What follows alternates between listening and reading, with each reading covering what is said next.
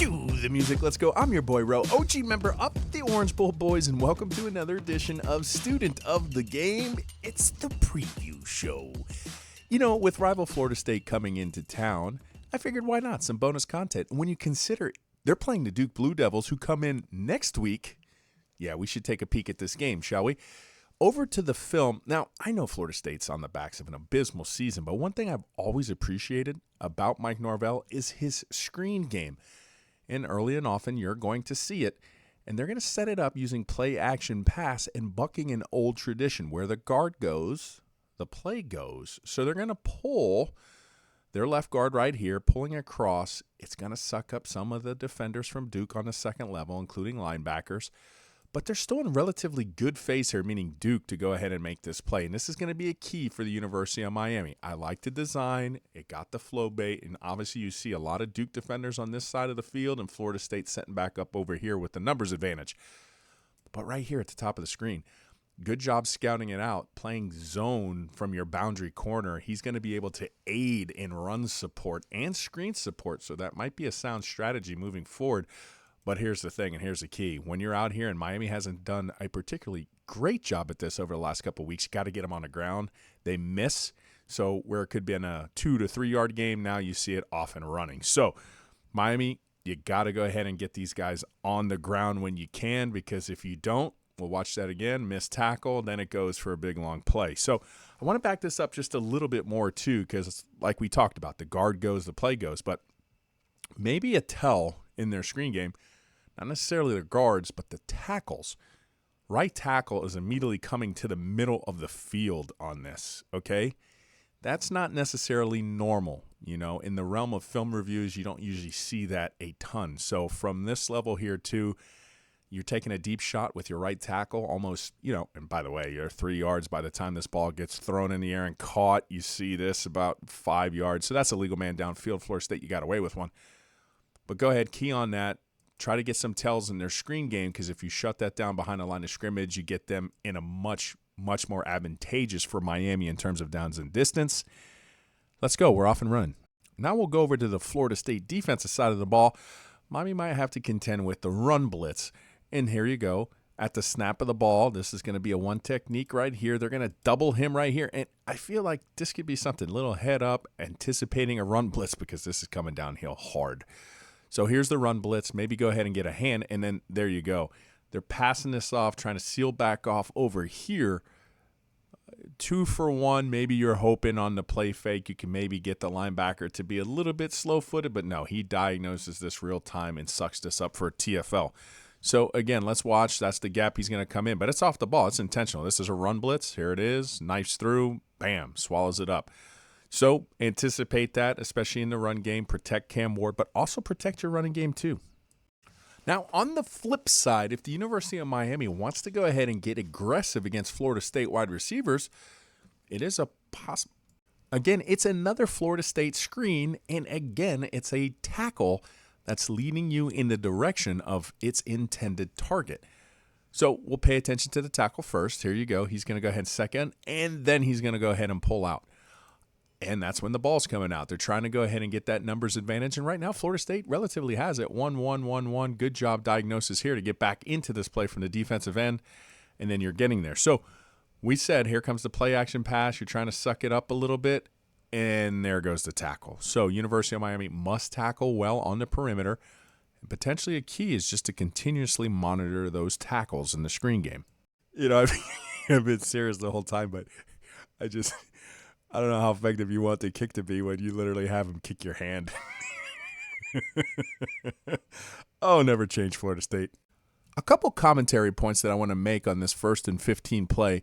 First things first, not pictured perfectly right now, but you have a press man corner at the bottom of the field. So, and I've been seeing that pretty much throughout the first quarter against Duke here.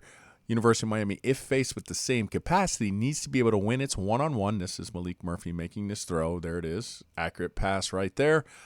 Are you going to be able to win that one-on-one? I feel confident in that capacity. Miami has done a really good job with its wide receivers on the season. The other thing is just you got to always pay attention to the trenches, and that's going to be a lot of the times where my predictions are bolstered or not bolstered. We played Virginia Tech earlier on in the year, and Virginia Tech has a very good get-off. as far as their defensive lines, and you judge for yourself. Yeah, I mean, that's okay. I'm going to be honest. I've seen better on the year. I mentioned Virginia Tech. That's for sure.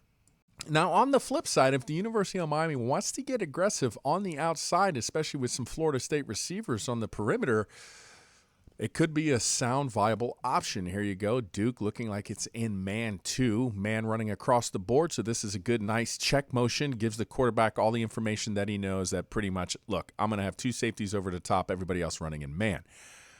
Okay, other thing, too, about the formation, 2 running backs left of Florida State quarterback, right of Florida State quarterback. We used to call that in high school, actually, Florida State, because Florida State seemed to popularize that kind of formation back in the day. Very easy to stay in a max protection look here, and that's exactly what Florida State's going to do. 5 offensive linemen, 2 running backs, each respective side to their quarterback. So they're all staying into block. So obviously could be a tell that, okay, Florida State's trying to pass here. Now, man, running across, force him to pass the ball downfield. One of the things that I noticed there as a quarterback, too, this is a wide side throw, outside out. That's just not going to get it done in terms of velocity. He's trying to throw this completely in rhythm, so it's like 1, 2, 3, ball out. He's trying to just really unaware of what's going on around him. Cam Ward, historically, like he'll take his drops. He's not so much in rhythm with his feet to drop relationship with the wide receivers. But the byproduct of that, and he's let me appreciate that, is the fact that he'll look at things real time and realize, hey, that's not going to be the most sound option. Listen, that ball came out perfectly on time, on rhythm, to a T. It's 1, 2, 3, ball out. Okay, there you go. The problem is just great job by the Duke defender there too. I think if you could get the Florida State offense to try to pass the ball downfield and you stay aggressive, you could replicate similar types of success.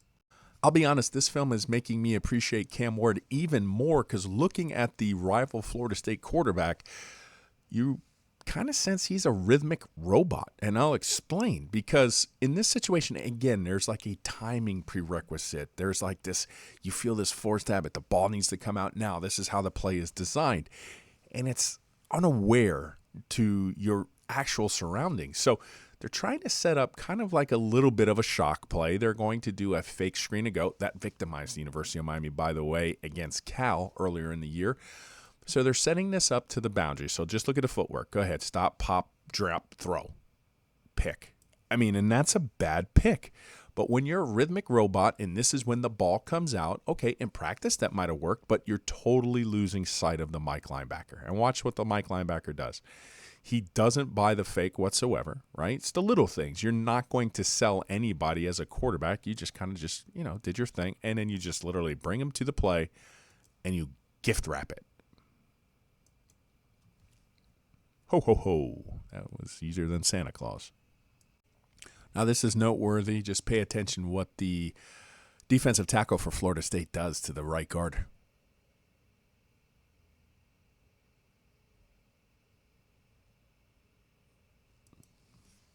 Great play to swallow that up. Yes, he's going to go ahead and rip down. Got to keep your feet. That's a great play. Well, you could go ahead and thank good old Manny Diaz for this one because it's Duke's simulated pressure front that's going to get home on 3rd and 7. Duke coming up with 7 defenders on the line of scrimmage, and they're trying to elicit that response. And when you have essentially 1 up on the center and 3 over here, Florida State's going to utilize good old slide protection. In their case, they're going to slide to the left. So you can go ahead and get them all to slide to their left. And there goes 1, 2, 3, 4, 5 Florida State defenders. Now on 3, okay. It came and redirected from the top. Now you have a 2-for-1. They don't block anybody up there. They block air, and boom, sack. So University of Miami has the capability of overloading a side and maybe exploiting back from the other way, similar to what Duke just did. Now, one of the differences, okay, obviously I do the film review student of the game, hyper-focused on the University of Miami, but I could just tell you the little things. Right tackle for Miami around this point is going to keep his head up because he knows he has a double teamed, and a lot of the times he's going to go ahead and peel back, but that's not what the right tackle for Florida State does here. And typically when you have sacks, then you're going to have this phenomenon like, well, what happened? What happened? Somebody blocking air on a simulated pressure front and somebody sacking your quarterback. Okay, got it. It's kind of messy for them on this part. I guess he's trying to pass this off like, look, push and pass off and then slide. I don't know why you're passing it off. You just passed it right off into your quarterback's lap. Really simple stunt that gets home. University of Miami must be licking their chops. Now on film, you're starting to see the Florida State quarterback start to see ghosts. Obviously throwing a couple bad interceptions earlier on field, so not really sure of himself, not really delivering the football. Yes, this is to the wide side of the field. When you don't have the most confidence and your coach is asking you to make these throws, especially when you've thrown a couple picks, you got to go ahead and be able to pull the trigger. So right there, if he goes ahead and throws it, he's kind of in the back pocket. But University of Miami. So Banjo coverage is when you essentially are trading your leverage responsibilities from year 1 to year 2. You can run that on rub routes, but here, as they're running a smash concept, this is a corner, and this is going to be sitting. Now you see him kind of fading and leaking, and that's when you're basically having one defender take away 2. Whatever, leverage was perfect up top, got the quarterback to look the other way, and then he's got to go ahead and try to improvise, which they do. But obviously, maybe some possible Banjo coverage calls, not necessarily a bad thing this week. And this is going to be the last clip of the evening. Duke is going to go on to win this game, and Florida State's going to improve its record to 1-6. Great play here, though, by Florida State, and good diagnosis. And what I think he's actually keying in on, look, you got a stack formation. Anytime you run stacks, you're under a high index of suspicion. You're on alert for screens. So pay attention to his movements, right? He looks back behind the line of scrimmage, sees it, and right now he's already coming downhill. Okay? Perfect. Bam. Wraps this up. So, I don't know, but, you got over-aggressive tendencies by somebody, you're going to be vulnerable somewhere else. So you show the same thing. This is me spitballing right here. He comes out and stutter blocks and then literally comes back and comes into the middle of the field where nobody's open. Yeah, it's fun. It's just Sandlot. I just wanted to end with some fun. I'm your boy Ro, OG member of the Orange Bowl Boys. Stay safe, my friends. And as always, bang.